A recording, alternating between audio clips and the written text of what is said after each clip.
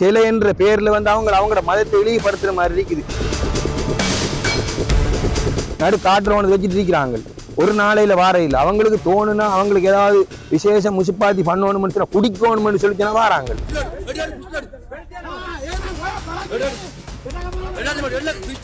மதகுருண்ட பன்சலையில் தார பின்ன பிரித்த வாங்கி தின்றுட்டு நல்ல உபதேசங்கள் சொல்லிட்டு 4 பிள்ளைகளுக்கு தகாம் பாசலை நடத்தி கொண்டு இருக்கிறவர் தான் மதகுரு. நாங்க பார்த்து சாது.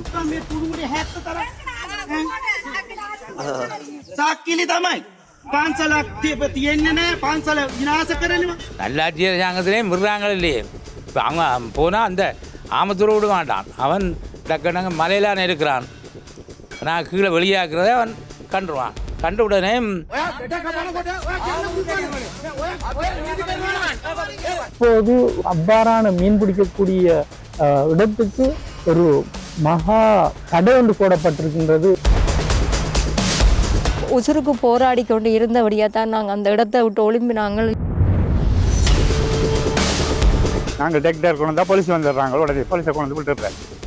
தோக்க கொண்டு வந்து வெடி வைக்கிற காட்டுறாரு.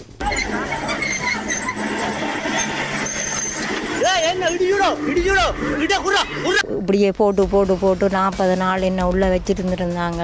தகப்பனை கூட ஜெயிலில் போட்ட பிறகு வந்து தகப்பன் மன உளைச்சலால எங்களோட தகப்பன் மௌத்தாகணும்.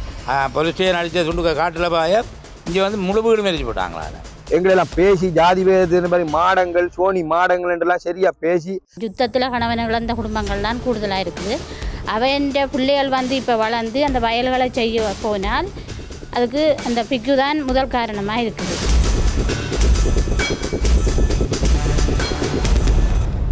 காணி ஆவணம் பெறரைக்குன்னு சொல்லி போனா காணி ஆவணம் தாராங்கல்ல. பனாமுறை சேர்ன்னு சொல்லி சொல்றாங்க. இப்போ தான் வந்து அது வந்து அவங்களோட பௌத்த கோயிலாக மாற்றி வச்சிருக்கிறாங்க. ஒரு பொம்பளை எல்லாம் வந்த டைம்ல பொம்பளைகளுக்கு லோடரை போட்டு உலுப்பி அவரோட தம்பி வந்து லோடரால் அடிக்க போய் வந்து நான் மாடு கலைச்சொண்டு வரும்போது உள்ளுக்கையும் இல்லை வெட்டையில் வந்து என்ன வர சொல்லி கூப்பிட்டார். உண்மைகள் பேசட்டும். இங்கே மறைக்கப்பட்ட வரலாறுகளும் அழிக்கப்பட்ட குரல்களும் பேசுகின்றன.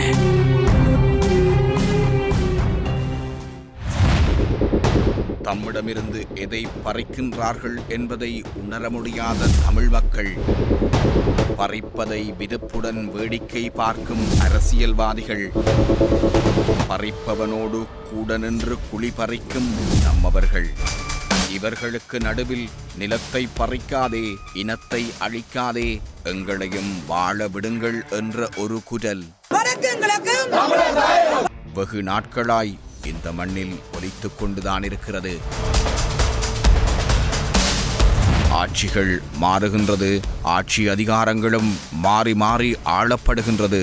இருந்தும் தமிழர் நிலங்களை திட்டமிட்டு அழிக்கும் போக்கு சிங்கள அரசியல்வாதிகளிடமிருந்தும் சிங்கள அரசியல் தலைவர்களிடமிருந்தும் நீங்கிய பாடு கிடையாது.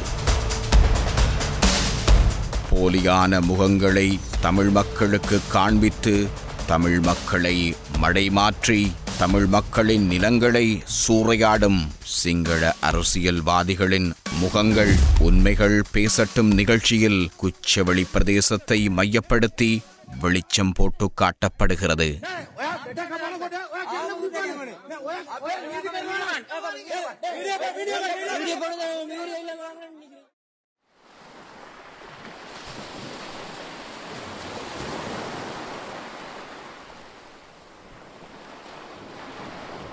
திருகோணமலை வளமும் வனப்பும் நிறைந்த கேந்திர முக்கியத்துவம் வாய்ந்த நிலம்.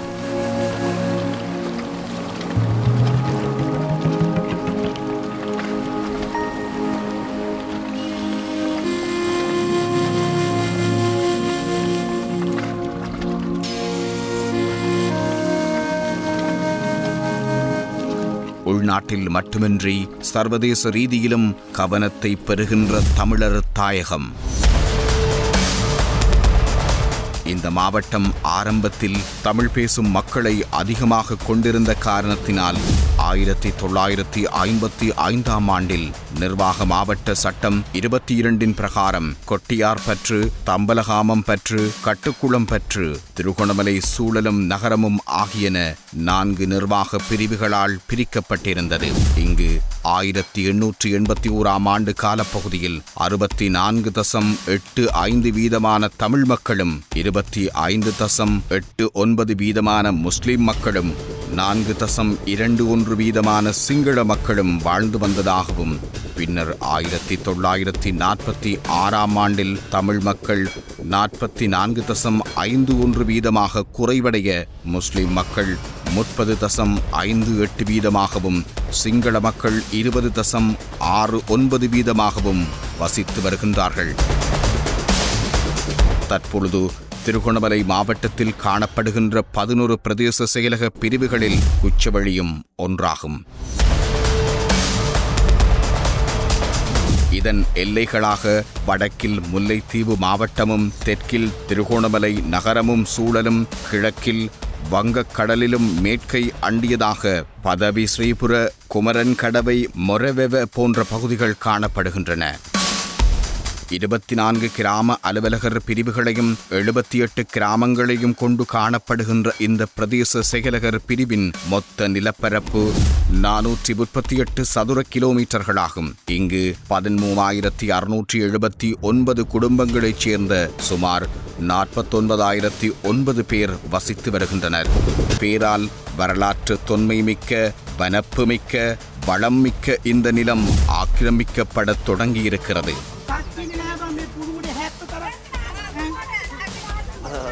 සාක්කිලි තමයි පන්සලක් තියෙන්නේ නැහැ පන්සල විනාශ කරනවා තොපිල වගේ මා කාලකන්ණි ජාතියක් බං ගෝලපුඩි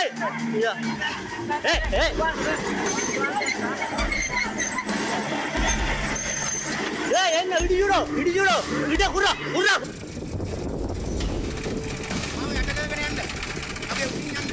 ඔයාගේ උඩින් යන්නේ හාමුදුරනේ ඔයාව අපි කරු කරනවා උභාංශය මේක අපිට උසාවි තීන්දුව මේක අපිට හාන්න දෙන්න අපි අවුරුදු ගණන් පුරුදු කර පිටමනේ උභාංශය මොකටද දැන් මේක ඇවිල්ලා බලෙන් ඇවිල්ලා ටෙක්ටර් ඉස්සරහ ඉන්නේ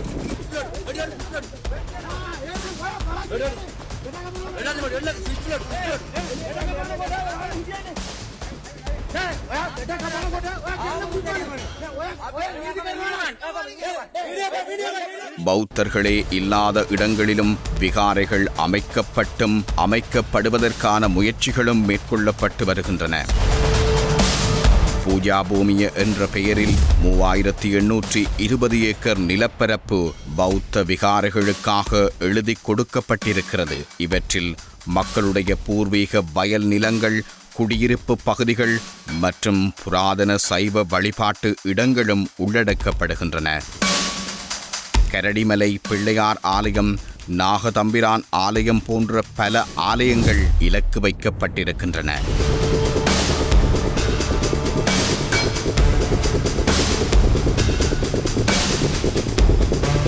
குச்சவெளி பிரதேச செயலகர் பிரிவில் பதிவு செய்யப்பட்ட 28 விகாரைகள் உட்பட சுமார் 32க்கும் மேற்பட்ட விகாரைகளின் பணி இடம்பெற்று வருகின்றது. அவற்றில் அநேகமானவை 2011ஆம் ஆண்டிற்கு பின்னர் பதிவு செய்யப்பட்டவையாகும். தமிழர் நிலங்களை திட்டமிட்ட அடிப்படையில் பறைத்து இன விகிதாசார பரம்பலை சீர்குலைக்கும் முயற்சியாகவே இது பார்க்கப்படுகிறது. இது தவிர வனவள திணைக்களத்தினரால் 29,430 ஏக்கர் நிலங்களும், வன ஜீவராசிகள் திணைக்களத்தினால் 7,330 ஏக்கர் நிலங்களும், தொல்லியல் திணைக்களத்தினால் 1,087 ஏக்கர் நிலங்களும் சுவீகரிக்கப்பட்டுள்ளன. இராணுவத்தின் வசம் சுமார் 320 ஏக்கர் நிலப்பரப்பு காணப்படுகின்றது. இப்பிரதேச மக்களின் வாழ்வியல் அடையாள அளிப்பில் இலங்கை இராணுவத்தின் பங்களிப்பு மிக கணிசமாகவும் பதிவு செய்யப்படுகின்றது. யுத்த காலத்தில் இடம்பெயர்ந்த மக்களின் வீடுகள், சொத்துக்கள் இராணுவத்தினரால் எரித்து அழிக்கப்பட்ட போது சில மக்களுடைய ஆவண எரிப்புகளும் இங்கு இடம்பெற்றிருக்கின்றன. திரியாய் போன்ற பகுதிகளில் மீள்குடியேறி வாழ்ந்து வருகின்ற மக்கள் இவற்றின் சாட்சியங்களை பகிர்ந்து கொள்கின்றார்கள். எங்களோட திரியாயில் வந்து ஆத்திக்காடு இந்த சப்த நாகவிகாரி என்று சொல்லி நாகதம்பிரான் ஒரு கோயில் ஒன்று இருக்குது. அந்த கோயிலுக்கு கீழே வந்து 800க்கும் மேற்பட்ட காணி வந்து வயல் காணிகள் வந்து எங்களோட வாழ்வாதாரத்தை முன்னோக்கி செல்கிற வயல்காணி இருக்குது. அந்த வயல்காணி வந்து எங்களோட மூதாதையர்கள் வந்து செய்த வயல்காணிகள் தான். நாங்கள் வந்து 1990ஆம் ஆண்டு இடம்பெயர்ந்து போய் திருப்பியும் 2002ஆம் ஆண்டு மற்ற 2010ஆம் ஆண்டு காலப்பகுதியிலே எங்களோட கிராமத்துக்கு நாங்கள் மீள்குடியேற்றம் செய்த மீள்குடியேற்றம் செய்து நாங்கள் வந்தது வந்து நோக்கம் வந்து எங்களோட வயல்காணிகள் இருக்குது. நாங்கள் அந்த எங்களோட ஜீவனோபாய தொழிலே வந்து எங்களோட விவசாயம் கமன்தான். வயல் வெளியாக்க போன இடத்துல வந்து அதில் வந்து பிக்கு வந்து தன் காணிகள் தான் வெளியாக்கப்பட மாட்டேன்னு சொல்லி பிரச்சனைப்பட்டு கொண்டிருக்கிறார். ஆனால் அந்த நாகதம்பிரான் ஆலயம் வந்து எங்களோட பூர்வீக தெய்வமான ஒரு கோயில் தான் அந்த ஆலயம். அந்த ஆலயத்தில் வந்து நாங்கள் பொம்பளையர் போக இயலாது. ஆரம்ப காலத்தில் மூதாதையர் வந்து ஆம்பளையர்லாம் போகிறது, போய் பொங்கி படைச்சி அந்த வயல் செய்கிற இடம் தான் அந்த கோயில். இப்போ தற்போது வந்து அந்த கோயிலுக்கு பொங்கக்கூடி இந்த பிக்கு அதில் வந்து இருக்கிற ஒரு பிக்கு வந்து எங்களோட மக்களை போக விடுற இல்லை. போனாலும் பெரிய பிரச்சனை எடுத்து புலிசை கூப்பிட்டு சண்டை பிடிச்சி பொங்கக்கூடி போக இயலாத நிலைமையில நாங்கள் அந்த கோயிலுக்கு போக இயலாத ஒரு அச்சுறுத்தலில் இருக்கிறோம். அதை விட இந்த வயலை வந்து எங்களுக்கு துப்புரவாக்கி தரணும். ஏனென்றால் நாங்கள் எங்களோட பெண் தலைமை தாங்க திரியாயில் வந்து 700-750 குடும்பங்கள் இருக்குது. அதில் வந்து ஒரு 200 குடும்பத்துக்கிட்ட பெண் தலைமை தாங்கும் குடும்பங்கள், யுத்தத்தில் கணவன் இழந்த குடும்பங்கள்லாம் கூடுதலாக இருக்குது. அவன்ற பிள்ளைகள் வந்து இப்போ வளர்ந்து அந்த வயல்களை செய்ய போனால் அதுக்கு அந்த பிக்கு தான் முதல் காரணமாக இருக்குது. அப்போ நான் வந்து இந்த அரசாங்கத்திட்ட கேட்குறேன் என்னென்னா, இந்த காணிகளை எங்களுக்கு விடுவிச்சு தரணும். அந்த காணிகளையும் வந்து 90ஆம் ஆண்டு இருக்க வந்து எல்லார்கிட்டையும் ஆவணங்கள் இருந்தது. இடம்பெயர்ந்து போன நேரத்தில் இந்த ஆவணங்கள் எல்லாம் எரிக்கப்பட்டது. திரியாய் ஃபுல்லாக இராணுவத்தால் வீடுகள் எரிக்கப்பட்டு மக்களை சுட்டு இனக்கலவரம் நடந்த இடத்துல அந்த ஆவணங்கள் முழுதும் எரிக்கப்பட்டு விட்டது. எனவே கொஞ்சம் ஒரு சில விவசாயிகள்கிட்ட தான் அந்த ஆவணங்கள் இருக்குது. அப்போ ஆவணங்கள் இல்லாத காரணத்தினாலும் இந்த காணிகள் நாங்கள் துப்புரவாக்கி எங்களோட ஜீவனோபாய தொழிலை மேற்கொள்ள முடியாமல் இருக்குது. ஆவணங்கள் எல்லார்கிட்டையும் இல்லை. சில பேர்கிட்ட இருக்குது, சில பேர்கிட்ட இல்லை. எல்லாத்தையும் துளைச்சாச்சு. எல்லாம் கடலான போனது. கடலான போன அப்புறம் அங்கேயும் அடிபட்டு அங்கே துளைச்சி எல்லாம் எரிஞ்சது. இஞ்சி எரிஞ்சது முதல் 85ஆம் ஆண்டு இஞ்சை முழுதும் எரிச்சதுமே. வீடை எரிச்சு போட்டா. நாங்கள் போலீஸ் ஸ்டேஷன் அடித்த துண்டுக்க காட்டில் பாய இங்கே வந்து முழு வீடும் எரிச்சு போட்டாங்களாண்ணே. ஒன்றும் அப்போ கொண்டு போயிருந்தேன். அப்போ இப்படியெல்லாம் செய்வாங்கன்னு தெரியாது. வீடு எரிப்பாங்கன்னெல்லாம் தெரியாது தானே. எல்லாம் வீட்டுக்கு வச்சு பூட்டி போட்டு ஓடுனானே. எல்லாம் எரிச்சு போட்டாங்க வீடெல்லாம். இவங்கள்ட்ட ஒரு ஆதாரமும் இல்லை. இப்போ இருக்கிற அரசாங்கம் வந்து எங்களுக்கு நாங்கள் இத்தனை மேல் அதிகாரிகள்கிட்ட வந்து இதற்குரிய சட்ட நடவடிக்கை எடுக்கிறதுக்கும் கிராம சேவையாளர் ஊடாக பிரதேச செயலகம் எல்லாம் நாங்கள் இந்த காணிகளுக்குரிய ஆவணங்களை தர சொல்லியும் மற்றது காணிகள் துப்புரவாக்க போன இடத்துலையும் நாங்கள் சகல பதிவுகளும் கொடுத்துருக்குறோம். ஆனால் இதுவரைக்கும் எங்களோட இந்த காணிகள் வழியாக்க இடம் தரவும் இல்லை. நாங்கள் அந்த தொழிலை செய்வதற்கும் எங்களுக்கு இந்த அரசாங்கம் வந்து இப்போ இருக்கிற அரசாங்கம் வந்து எங்களுக்கு இந்த காணிகளை துப்புரவாக்கி தரணும் என்று நான் கேட்டுக்கொள்கிறேன்.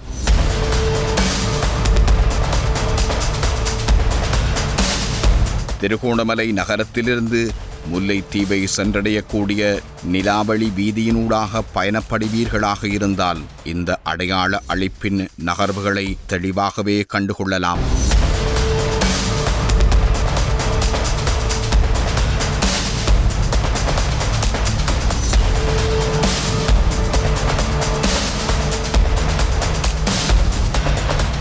சாம்பல் தீவு, பெரியகுளம், செலப்பையாறு பாலம், குச்சவெளி, கரடிமலை, சப்தநாக விகாரை பகுதி, புல்மோட்டை என்று நீள்கின்றது பேரினவாதத்தின் பௌத்த முகம். மக்கள் நீண்ட காலமாக விவசாயத்தில் ஈடுபட்டு வந்த வயல் நிலங்கள் விகாரைகளுக்காக பதிவு செய்யப்பட்டுள்ள நிலையில் நீதிமன்றத்தில் வழக்குகளும் பதிவு செய்யப்பட்டுள்ளன. பௌத்த விகாரைகளாக சொல்லப்படும் சில பகுதிகளில் தமிழ் பௌத்தத்தின் அடையாளங்கள் காணப்படுகின்றது என்றும் கூறப்படுகிறது.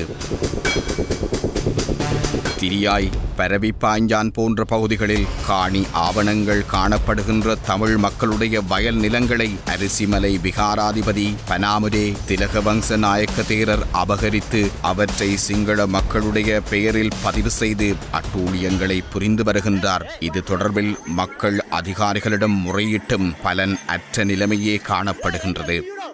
திருகோணமலை மாவட்டத்தினுடைய பல பிரதேசங்களிலும் ஆக்கிரமிக்கக்கூடிய ஒரு நிலைப்பாட்டோடு மக்களுடைய நிலப்பகுதிகளை ஆக்கிரமித்துக் கொண்டிருக்கக்கூடிய பானமுர திலகவம்ச தேரனுடைய அந்த அடாவடிகளுக்கான ஒரு சாட்சியமாக இந்த அருகிலே காணக்கூடிய தொல்லியல் திணைக்களத்தினுடைய கல் காணப்படுகிறது. தங்களுக்கு தேவையான இடங்களில் தாங்கள் அந்த நிலங்களை ஆக்கிரமிக்க வேண்டுமாக இருந்தால் இப்படியான கல்களை நாட்டிவிட்டு அதன் ஊடாக மக்களுடைய காணிகளை தம்பசப்படுத்தி தாங்கள் தொடர்ச்சியான விவசாய செய்கைகளை செய்து கொண்டிருக்கிறார்கள். இதே இடத்தில் ஒரு தமிழ் மகனாக அல்லது ஒரு முஸ்லிம் மக்கள் இந்த மாதிரியான ஒரு நிலப்பகுதியில் மேற்கொள்ளுவார்களாக இருந்தால் அவர்கள் சிறையில் அடைக்கப்படுவார்கள். ஆனால் இந்த பௌத்த தேரர்கள் அல்லது பானமுர திலகவம்ச தேரரோ அவரோடு சார்ந்து இருக்கக்கூடியவர்களோ இப்படியான நகர்வுகளை செய்கிற போது இலங்கையினுடைய எந்த சட்டத்தினுடைய கண்களுக்கும் இது புலப்படுவதில்லை என்று கூட மக்கள் அங்கலாய்க்கின்றார்கள்.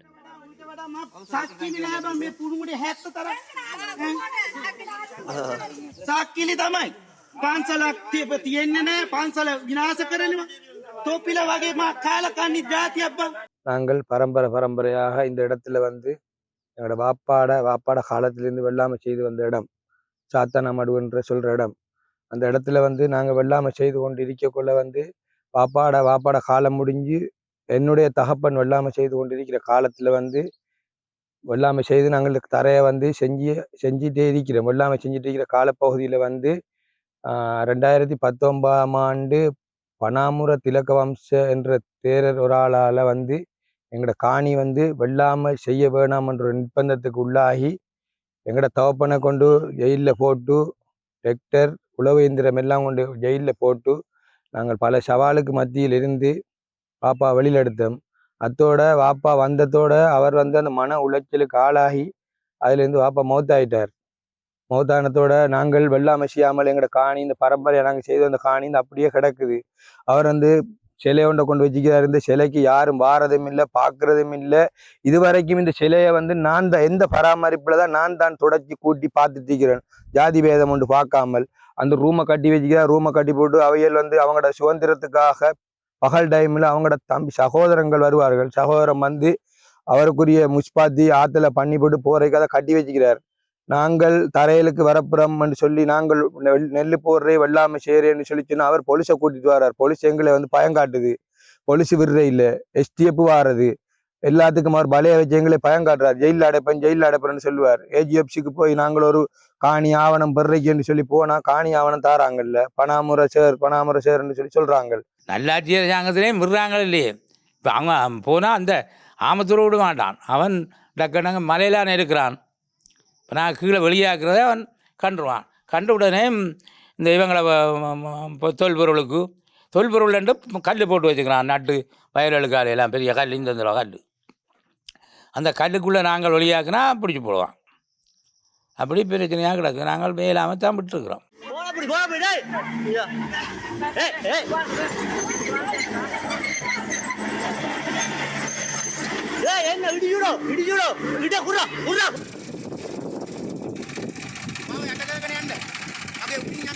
நான் எங்களை வாப்பாவில் நான் 2005 இதுவரைக்கும் எல்லாம் செய்து வரேன்.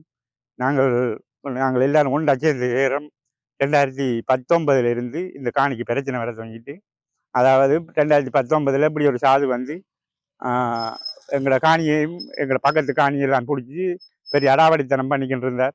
அதுக்கு பிறகு ஒரு 2021 வந்து சிலை வச்சார். பெரிய சிலை ஒன்று வச்சு போட்டு நாங்கள் உழுத டெக்டர் டிரைவர் பயல்கார எங்களை சாட்சியவரால் எல்லாரையும் கொண்டு ஜெயிலில் போட்டு அவருக்கு 3 மாதம் இதாண்டி ஃபைன் 3-4 லட்சம் ரூபா ஃபைன் கட்டினோர். மிஷின் டெக்டருக்கும் இதுக்கு மேலே 50-60 ரூபா ஃபைன் கட்டி தான் வெட்டைக்கு விட்டவங்க. அப்படி பெரிய சிக்கல். அதிலேருந்து எங்களை வெள்ளாமை செய்யறதுக்கு விடுறையில் நாங்கள் டெக்டர் கொண்டு வந்தால் போலீஸ் வந்துடுறாங்க. உடனே போலீஸை கொண்டு விட்டுடுறார். தோக்க கொண்டு வெடி வைக்கிற காட்டுறார், விரட்டுறார். அப்படிப்பட்ட சிக்கலில் நாங்கள் அதிலிருந்து 2021 இது வரைக்கும் நாங்கள் என்ன செய்யலை இந்த வெள்ளாமை. அப்படி நாங்கள் பெரிய காலநிலை இதில் இருக்கிறோம். வேறு எங்களுக்கு தொழிலும் இல்லை. எங்களை தொழிலே பரம்பரை விவசாயம் தான். அப்படி இருந்து வர காலத்தில் இப்படியான அநியாயங்கள் நடக்குது. புதிய அரசாங்கத்தில் புதிய மாற்றம் வேற ஒன்று பார்க்குறோம்.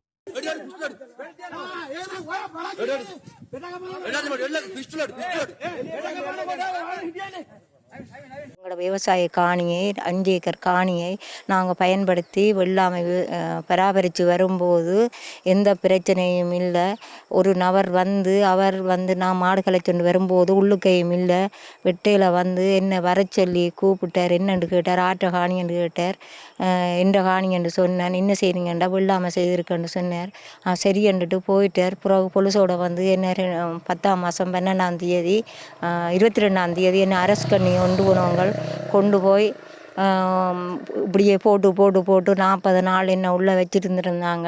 என்ற பிள்ளைகள் நானும் கஷ்டப்பட்டு கொண்டு கணவரும் இல்லாத போது நானும் கூட மிகப்பெரிய கஷ்டத்துக்குரிய ஆளாக வாழ்ந்து கொண்டு வந்திருந்தேன். 2013 இருந்து எங்களோட காணியை நான் பராமரித்து கொண்டு விவசாயம் செய்து எந்த பிரச்சனையோ அரசாங்கத்தாலேயோ ஊர் மக்களாலேயோ யாராலேயும் எந்த இடைஞ்சல் தடங்கள் ஒன்றுமே இல்லை. இப்போ வந்து அந்த எங்களுக்கு தெரியா காமத்தில் பிராவித்தியாலக்காரர்னு சொல்லி பிராவித்தியாலக்காணின்னு சொல்லி பிரச்சனை போட்டு இப்படி எங்களுக்கு பெரிய ஒரு தொந்தரவை தந்து கொண்டு இருக்கிறாங்க. அதால் எங்கள் போன வருஷம் நான் வெள்ளாமை செய்து 6-7 லட்சம் ரூபா நஷ்ட வீட்டில் நான் இருந்து கொண்டு இருந்தேன். இன்னும் அந்த கடன் எனக்கு மறைந்து கொண்டு வரவில்லை. இந்த அரசாங்கத்துல வந்து நாங்கள் ஒரு நல்ல ஒரு எதிர்பார்க்கிறோம். இந்த காணி எங்கட பரம்பரையா கிடக்குது. தகப்பனை இழந்து தாயை இழந்து நிக்கிற நாங்கள் தயவு செய்து எங்களுக்கு இந்த காணியை நீங்க பெற்று தருவீங்கள் என்ற நம்பிக்கையோட இந்த புதிய அரசாங்கம் எங்களுக்கு இந்த காணியை பெற்றுத்தரும் என்ற நம்பிக்கையோட நாங்கள் இந்த குரல் வழியை வழங்குறோம். எனவே இந்த காணியை நீங்கள் புதிய அரசாங்கம் எங்களுக்கு கட்டாயமா பெற்றுத்தர வேணும்.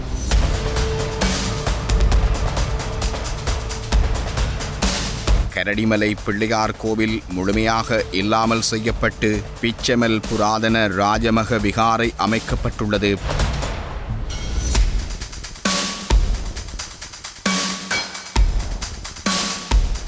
நாங்கள் முதல் இருந்த வந்து இந்த கடற்கரை பகுதியில் தான் அங்கே குச்சொலியில் கடற்கரை கிட்ட உள்ள பகுதியிலான் இருந்தாங்க.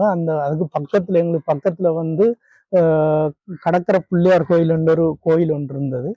அந்த கோயில் வந்து மீனவர் சமூகத்தோட தொடர்புள்ளபடியால் எங்களோட தகப்பனும் அந்த ஒரு மீனவர் சமூகத்தை சேர்ந்தால் அவங்களும் அந்த கோயில் நிர்வாகத்தோட சேர்ந்து அந்த மீனவர் சங்கத்தோட சேர்ந்து செயல்பட்டபடியால் நாங்களும் கிட்டத்தட்ட நான் நினைக்கிறேன் ஒரு 58 வயசுக்கு 58 ஆண்டுகளுக்கு முதல் நாங்கள் அந்த கடற்கரை கோயிலுக்கு போயிருக்கிறோம். அடிக்கடி போகிறோம். போயிட்டு அதில் கொடுக்கக்கூடிய இந்த நிவேதன பொருட்கள்னு சொல்கிற பூசைக்கு உரிய பொருட்கள் அதெல்லாம் வந்து பூசை முடிஞ்சது பிறகு எங்களுக்கு அதில் தருவாங்க. அப்போ கோணர் ஒருவர் இருந்தார். அவர் என்ன செய்வாராண்டா அந்த கடற்கரை பிள்ளையார் கோயிலில் இருந்து பிரதான வீதி ஓரமாக இன்னொரு இடத்துல கடற்கரையில் ஒரு சிறு கோயில் ஒன்று இருந்து அந்த டைம்ல அந்த கோணர் காலையில ஒரு 5:30 மணி அந்த டைமுக்கு தேவாரம் படிச்சுட்டு போவார். நாங்களும் கோணரோட பின்னால அந்த தேவாரத்தை படிச்சுட்டு போய் அந்த கோயில்ல பூசை முடிஞ்சது பிறகு தர சாப்பாடுகளை நாங்களும் எடுத்து சாப்பிட்டு போட்டு வந்திருக்கிறோம். இந்த கோயில் ஆரம்பத்துல ஒரு கிடுகாலான ஒரு கோயிலாத்தான் இருந்து அதுக்கு பிறகு இந்த மீனவர்கள் எல்லாம் சேர்ந்து கரவடை வச்சு அதில் பார காசுகள் எடுத்து ஒரு தனி கொங்கிரீட்டாலான ஒரு கட்டடம் ஒன்று கட்டியிருந்தார்கள். அது இப்போது நான் நினைக்கிறேன் அது கட்டுறதா இருந்தால் கிட்டத்தட்ட ஒரு 70-80 லட்சத்துக்கு கூட தேவைப்படும் நினைக்கிறேன். அந்த கோயில் வந்து மிக சிறப்பான முறையில் இயங்கி கொண்டிருந்தது. இருந்தாலும் எங்களோட தகப்பன் முஸ்லீமா இருந்தாலும் அந்த மீனவர் சமூகத்தோட அவங்களும் ஒரு இணைஞ்சு செயல்பட்டபடியால நாங்களெல்லாம் எங்களுக்குள்ள எந்த விதமான வேறுபாடுகளும் இல்லாமல் நாங்கள் செயல்பட்டு கொண்டிருந்தோம். அந்த காலத்துல பிறகு அந்த கோயில் கட்டட திறப்புலாவுக்கு இந்தியாவில இருந்தான் பூசகரை கொண்டு வந்து திறப்புலா செய்தார்கள். நான் நினைக்கிறேன் அது ஒரு 79ஆம் ஆண்டு அல்லது 80ஆம் ஆண்டுக்குள்ள இருந்திருக்கும். அது மிக பிரமாண்டமான முறையில அந்த கோயில் திறப்புலா செய்யப்பட்டது. அதன் பிற்பாடு நாங்கள் அந்த கோயிலுக்கு அடிக்கடி போய்த்து வருவது வழக்கம். அந்த சுற்றாடல்ல விளையாடுறது இப்படியான என்னோட எல்லாம் அதிகமான தமிழ் நண்பர்கள் எல்லாம் இருந்தாங்க, கூட்டாளி எல்லாம் இருந்தாங்க. அப்போ அதால வந்து நாங்கள்லாம் அந்த கோயிலில் உள்ள முத்தத்தில் விளையாடுறது வழக்கமாக இருந்தது.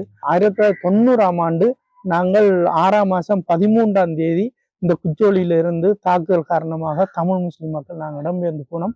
அதன் பிற்பாடு ஊரிலிருந்து முற்றாக இடம்பெயர்ந்தோம். அதன் பிற்பாடு அந்த இடத்துல இலங்கையை சேர்ந்த ஆயுதப்படைகள் அந்த இடத்துல இருந்தார்கள். ஆனா காலக்கிரமத்துல அந்த கோயில் தற்போது இல்லை, அந்த கோயில் இல்லை. அது தற்போது புதைப்பொருளுக்கு சொந்தமான இடமாக அந்த இடத்தை அடையாளப்படுத்தி இருக்கிறார்கள். தற்போது அந்த கோயில் இருந்த இடத்துல வேற ஏதும் தடயங்கள் ஒன்றும் அந்த கோயிலுக்குரிய கடற்கரை பிள்ளையார் கோயிலுக்குரிய தடயங்களை நாங்கள் தற்போது காண முடியா இருக்கின்றது. ஆகவே இது சம்பந்தமாக நாங்கள் ஒரு உண்மைத்தன்மை இந்த இலங்கையில் உள்ள தமிழ், முஸ்லிம், சிங்கள, கிறிஸ்தவ சமூகத்துக்கு இந்த இலங்கையில் உள்ள உண்மைத்தன்மையை தற்போது உள்ள உண்மைத்தன்மையை சொல்லிக்கணும். ஆனா எதிர்காலத்துல அந்த பிள்ளையார் கோயில் வந்தால் அந்த இடம் சிறப்பாக இருக்குமென்றதை நான் இந்த இடத்துல நினைவு கூறுகின்றேன். இந்த காணி இல்லாத பெரிய ஒரு இழப்பாக இருக்குது. நான் 4 புள்ள குட்டிகளோடு இருந்து ஊர் மக்கள் எல்லாருக்கும் தெரியும். நான் 4 புள்ளிகளோடு இருந்து கவலைப்பட்டு தனி இருந்து வாழ்ந்து கொண்டிருக்கிறேன். நான் உழைச்சி சாப்பிட்டு கொண்டு. அதில் எனக்கு இந்த காணிக்கு ஒரு தீர்வும் கிடைக்கவில்லை. நீங்கள் தயவு செய்து இந்த காணி, நீங்கள் இந்த காணியை அவங்களை என்னத்துக்காக இந்த காணியை வந்து எடுத்து வச்சிருக்கிறாங்கன்னு தெரியா. இப்போவும் அந்த காணிக்கை வந்து கொட்டில் போட்டு அதுக்குரிய ஆக்கெல்லாம் நடமாடிக்கொண்டு இருக்கிறாங்க. நாங்கள் அந்த பக்கம் போகவே இல்லை. என்ன காரணம் எங்களுக்கு தெரியாது. இந்த காணிக்கு தயவு செய்து நீங்கள் இந்த காணியை, எனக்கு இந்த காணி தான் எனக்கு இல்லாட்டியும் வேறு இடத்துல இருந்தாலும் எனக்கு காணி 5 ஏக்கர் காணி நீங்கள் தயவுடன் ஆழ்மையுடன் உங்களை கேட்டுக்கொள்கிறேன்.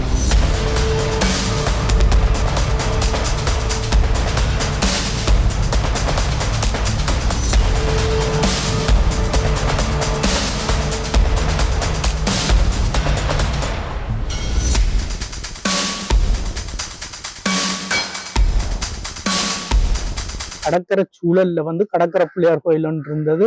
அந்த கடற்கரை பிள்ளையார் கோயிலுக்கு பக்கத்துல எந்த தனிநபர்களும் மீனை பிடிக்க முடியாது, கரவலை போட்டு பிடிக்க முடியாது. அந்த சந்தர்ப்பத்தில் இந்த முஸ்லிம் மக்களும் தமிழ் மக்களும் பள்ளிவாசல் நிர்வாகமும் கோயில் நிர்வாகமும் ஒன்றா சேர்ந்து அந்த கரடிமலைக்கு அண்மையில் உள்ள மீனை பிடித்து அதை விற்பனை செய்து அதில் உள்ள 3ஆக பிரித்து, அந்த வருமானத்தை 3ஆக பிரித்து ஒரு பகுதியை முஹிதீன் ஜும்மா தாய் பெரிய பள்ளிவாசலுக்கும், மற்றது கடற்கரை பிள்ளையார் கோயிலுக்கும், மற்றதே அதுல வேலை செய்த கூலி ஆட்களுக்கும் அந்த கரவல சோனிக்குரிய பங்காகவும் கொடுப்பார்கள். அவை இதனை கொண்டுதான் எங்களுடைய பள்ளிவாசலிலேயும் சில நிர்வாக அமைப்புகள் சிறப்பாக இயங்கியது. அதே மாதிரி கடற்கரை பிள்ளையார் கோயிலிலும் இந்த கரடிமலை பிள்ளையார் கோயிலிலும் அதுவும் சிறப்பாக இயங்கி இந்த கட்டண அமைப்பிற்கும் சாத்தியமாக இருந்தது. அத்தோடு இன்றைய சூழ்நிலையில அந்த கட்டடம் இல்லை. அதோட இப்போது அவ்வாறான மீன் பிடிக்கக்கூடிய இடத்துக்கு ஒரு மகா தடை ஒன்று போடப்பட்டிருக்கின்றது. இன்று அவ்வாறான மீனை பிடித்து இந்த சமூகங்கள் பங்குள்ள முடியாது. அன்று இந்த சமூகத்தில் இருந்தவர்கள் முஸ்லிம்களும் தமிழர்களும் ஒன்றாக இருந்தார்கள். அது மாத்திரம் அல்லாமல் எங்களுடைய சமூகத்தில் இருந்தவர்கள், முஸ்லிம் சமூகத்தில் இருந்தவர்கள், அவர்கள் இந்த கதிர்காம யாத்திரை வரும்போது அவர்கள் அந்த அல்லக்கிழங்கு பிள்ளையார் கோயில் என்று சொல்லப்படுகின்ற இந்த கடற்கரை பிள்ளையார் கோயிலுக்கு, கரடிமலை பிள்ளையார் கோயிலுக்கு அண்மையில் இருந்த கோயில்ல இந்த முஸ்லிம்களும் பொய்த்து அவர்களுக்குரிய இந்த தண்ணீர்லேருந்து வரக்கூடிய கதிர்காம யாத்திரைகளுக்கு 3 நாட்கள் நின்று இவர்களும் சேர்ந்து முஸ்லிம்களும் சேர்ந்துதான் அவர்களுக்குரிய சமையலை சமைத்து அவர்களுக்குரிய உணவை அளித்து விட்டு எங்கட சமூகத்தாக்கள் வருவார்கள். அந்த அளவுக்கு நாங்கள் இந்த குச்சோலியில சில சமூக ஒற்றுமையோடு வாழ்ந்த ஒரு சமூகம்தான் இந்த தமிழ் முஸ்லிம் சமூகம். இன்று அந்த கட்டிடத்தினுடைய கோயிலினுடைய கடற்கரை பிள்ளையார் கோயிலினுடைய எந்த பாகங்களும் கட்டிடத்துக்குரிய அமைப்புகளோடு இல்லை. ஆகவே எதிர்காலத்துல நாங்கள் இந்த சமூகம் ஒற்றுமையா வாழ இருந்தால் இந்த இவ்வாறான அமைப்புகளை மீள உருவாக்கி இந்த சமூகங்களுக்கு இடையில ஒற்றுமை வளரக்கூடிய செயற்பாடுகளை நாங்கள் செய்ய வேண்டும் என்பதை கேட்டுக்கொள்கிறோம்.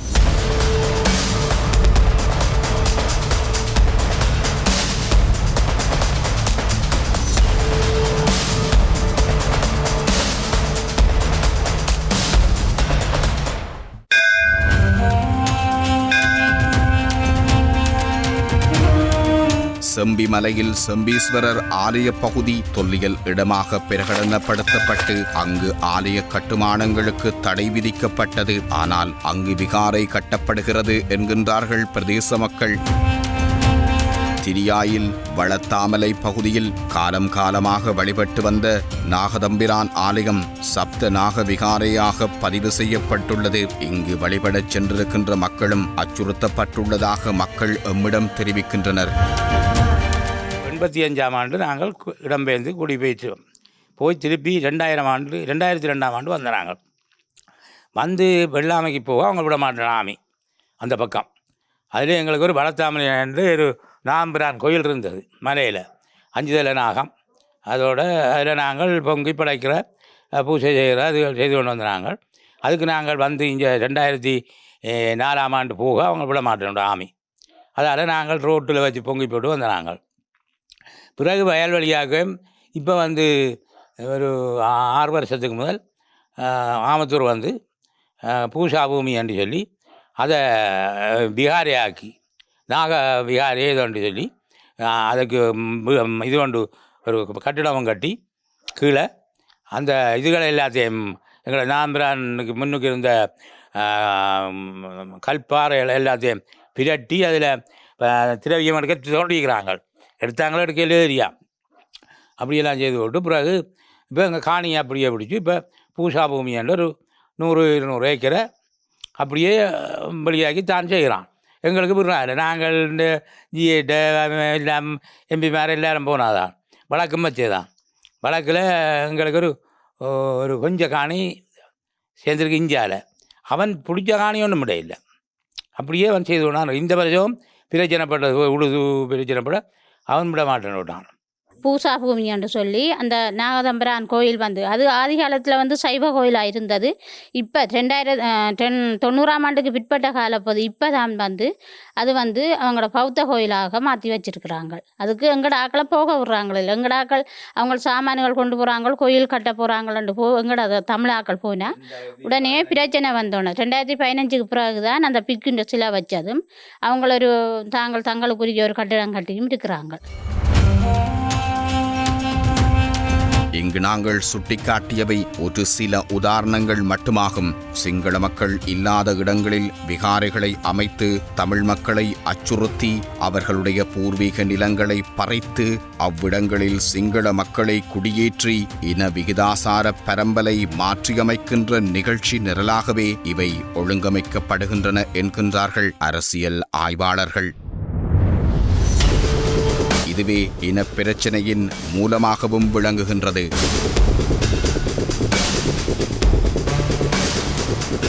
நாட்டில் நிலவிய யுத்த சூழ்நிலையினால் 1980களில் இடம்பெயர்ந்து 2000 ஆண்டுகளில் மீள்குடியேறி தமது நிலத்தில் உரிமையோடு வாழ முயல்கின்ற தமிழ் மக்களது சுவாசத்தை நசுக்குகின்ற செயலாகவே இவை காணப்படுகின்றன.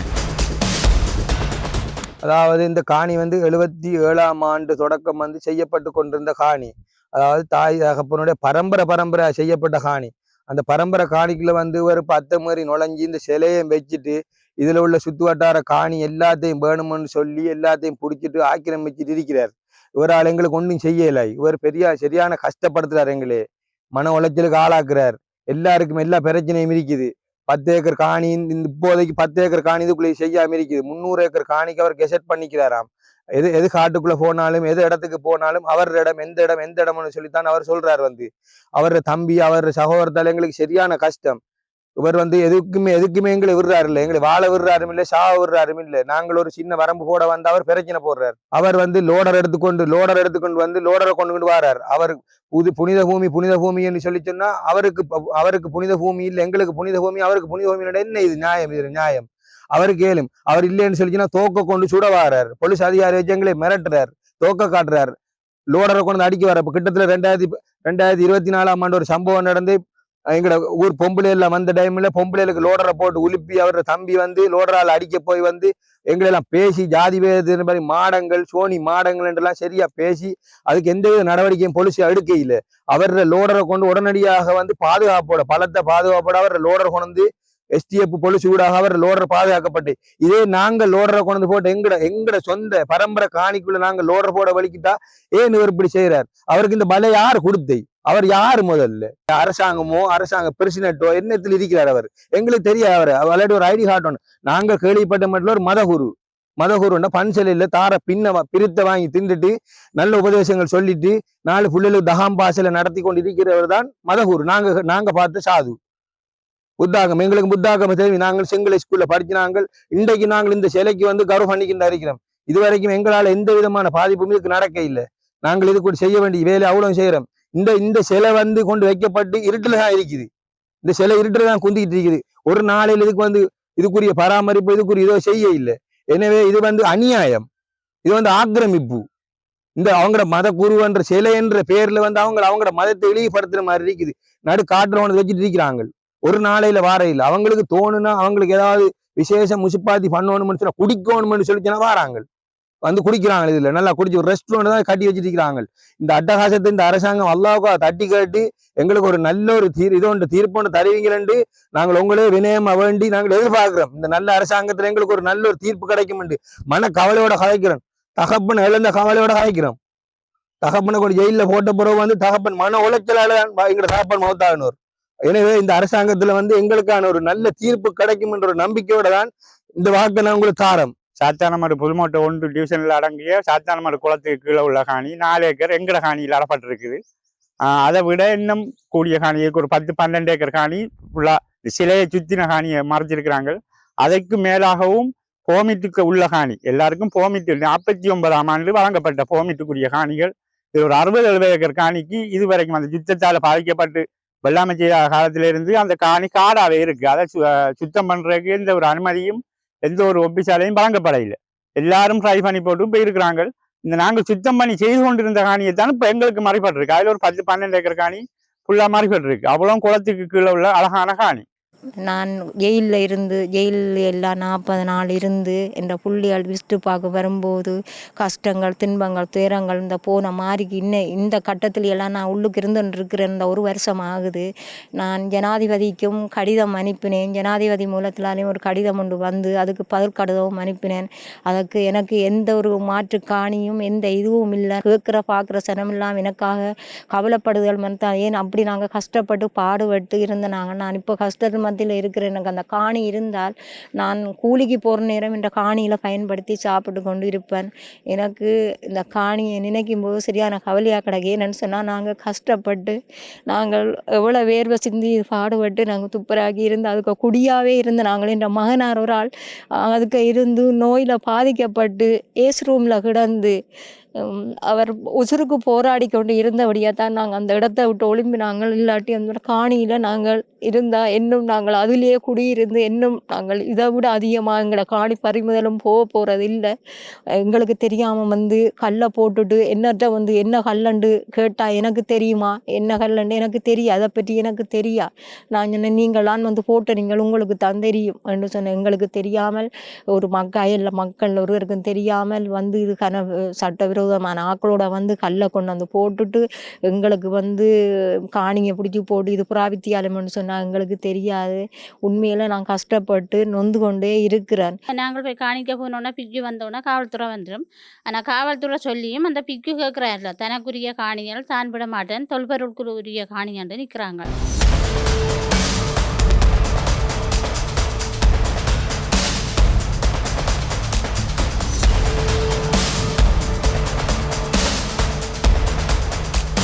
இனவாதம் மதவாதம் அற்ற அரசு என்று சொல்லிக்கொண்டு வடக்கிற்கு அடிக்கடி தலை நீட்டுகின்ற அரசியல் தலைவர்கள் திருகோணமலை நிலாவளி வீதியூடாக முல்லைத்தீவை இணைக்கின்ற புவியியல் மையங்களில் இனப்பரம்பல் மாற்றங்களை ஏற்படுத்துகின்ற இத்தகைய செயற்பாடுகளை எப்படி கையாளப் போகின்றார்கள்? இனப்பரம்பலை மாற்றுகின்ற எத்தகைய செயற்பாடுகளையும் அரசு முன்னெடுக்காது என்கின்ற தேர்தல் வாக்குறுதிகளை வழங்கிய தேசிய மக்கள் சக்தி அரசு மணலாற்றில் 4000க்கும் மேற்பட்ட சிங்கள குடியேற்றவாசிகளை நிலைநிறுத்தும் நோக்கோடு கவுல் ஓயா திட்டத்தை முன்னெடுக்க இருக்கின்றது. அதற்கும் அமைச்சரவையில் அங்கீகாரம் வழங்கப்பட்டிருப்பதாக அதிர்ச்சி தரும் செய்தியும் வெளியாகியிருக்கிறது. 2011 மஹிந்த ராஜபக்சவின் ஆட்சி காலத்தில் 417 கோடி ரூபாய் செலவில் இந்த திட்டம் முன்னெடுப்பதற்கான முயற்சிகள் மேற்கொள்ளப்பட்டது. மகாபலி அபிவிருத்தி திட்டத்தின் எல் வலயத்தில் அபிவிருத்தி என்ற பெயரில் சிங்கள குடியேற்றங்களை ஏற்படுத்தி நிலைநிறுத்தும் இந்த திட்டம் அப்போது கிளம்பிய எதிர்ப்பால் கைவிடப்பட்டது. பின்னர் கோட்டாபே ராஜபக்சவின் காலத்திலும் ஆரம்பிக்கப்பட்டு தமிழ் மக்களின் எதிர்ப்பாலும் பொருளாதார நெருக்கடியாலும் கைவிடப்பட்டது. ஆனால் இப்போது அந்த திட்டத்தை 2345 கோடி ரூபாய் ரூபாய் செலவில் விரைந்து முன்னெடுப்பதற்கு அமைச்சரவை அங்கீகாரம் வழங்கியிருக்கிறது. முல்லைத்தீவு மாவட்டத்தின் தமிழர் பூமியாம் மணலாற்று பிரதேசத்தை வெளியோயாவாக பெயர் மாற்றியது மட்டுமின்றி முல்லைத்தீவின் பெரும் பகுதியை கபளீகரம் செய்வதற்கு இலங்கை அரசுகள் தொடர்ந்தும் முனைந்து வருகின்றன.